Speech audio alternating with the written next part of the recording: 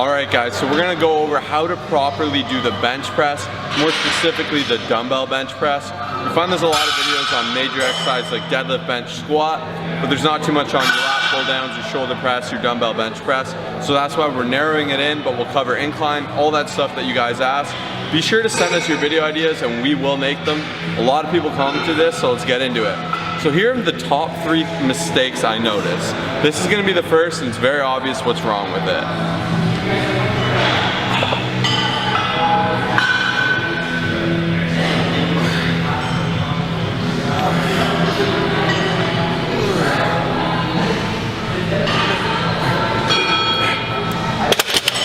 Yo, you did that in the shoulder press video though.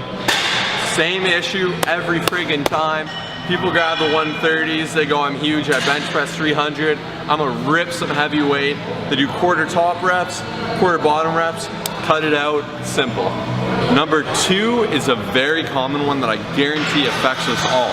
So with every person, there tends to be that their left pec is bigger than their right. You can kind of just figure it out or look in a mirror. The reason for this is your heart. Your heart actually pushes it forward about half an inch to an inch, and that's why you see that difference. Also, a lot of people tend to have muscular imbalance throughout their body. So when they're doing something like the dumbbell press, even with the bench press, you'll notice a lot of people shifting. And that's something you want to avoid. So with bench press, this is a huge issue because people will do too heavy weight once again, a weight they're not comfortable with, and then they'll see this error.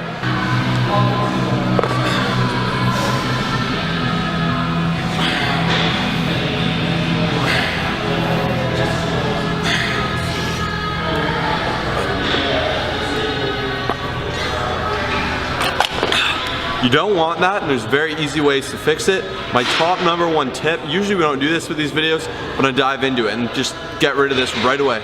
If you have this issue, the number 1 thing you want to do is do your dumbbell press.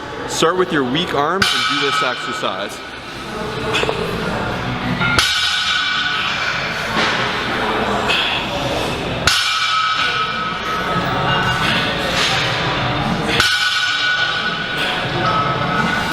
This will make a big difference to combat that issue from the get-go, especially if you're having this with your barbell bench. Switch to dumbbell and do single arm.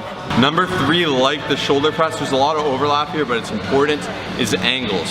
So a lot of people think you need to press like this. This is very awkward and very hard on your shoulder. You will demolish your shoulder. Further that, a lot of people overextend, they lock this elbow. That's gonna ruin your elbow. So a lot of it is pain on joints. So when you're doing it, you're coming down at a 45-degree angle.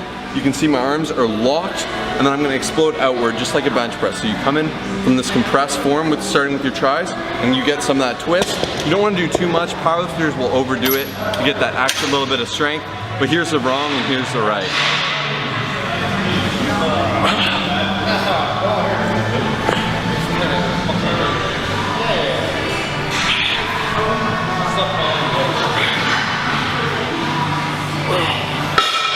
This hurts my elbows too bad. That looks painful, man. Now do it right. There we go. Much better.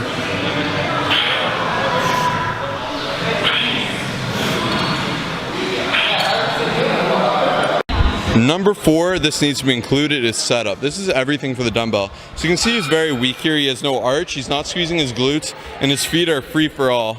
A lot of this you get the tiptoe, the tapping. You'll see them struggling, tapping it out. Versus proper, hit him with it. You can see here he's tight. He's got that arch in his back. His butt is planted, he's squeezing. His quads are controlled and his feet are planted. And this will allow him to have a strong and controlled press even when he's struggling.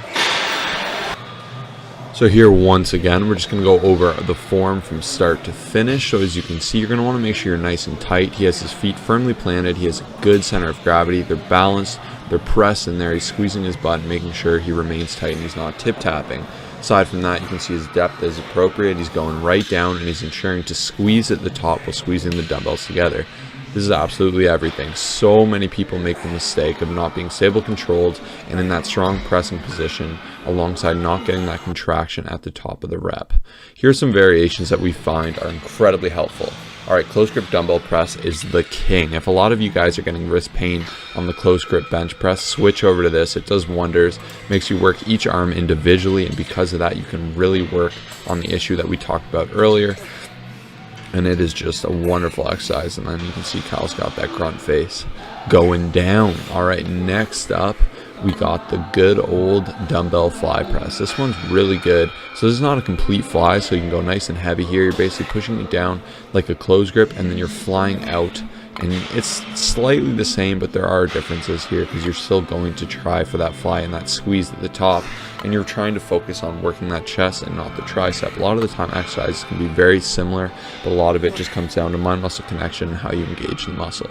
Next up, we got the Sven press. Be very careful when doing this. If you're clamping 2 plates together, we recommend just using a 10 or a 25 pound plate dumbbell, sorry, not dumbbell, just plate, because this way you're not going to drop anything on your face. You're going to focus on clapping your hands together as hard as you can and pushing all the way up to the top, maintaining that squeeze, breathing, and really working on isolating your chest. All right, now we have once again the single arm dumbbell press. Once again, do this if you want to work on those muscle imbalances. Try a variety of these exercises to get a great workout in. Okay, so a lot of you asked for an incline version of this video. All I really have to say about that is incline is really the same. Just make sure you're not pressing forward like we said in the shoulder video.